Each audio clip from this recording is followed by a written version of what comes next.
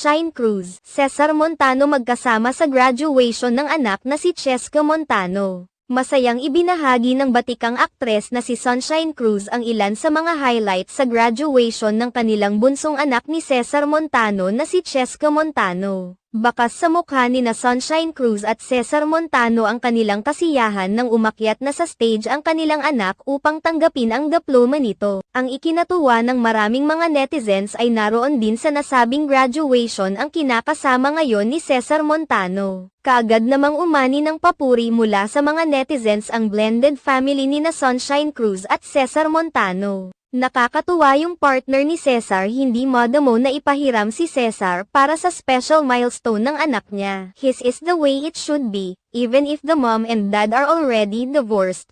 They should still be friends and get along as co-parents to their children. It has a great impact on the well-being of the kids,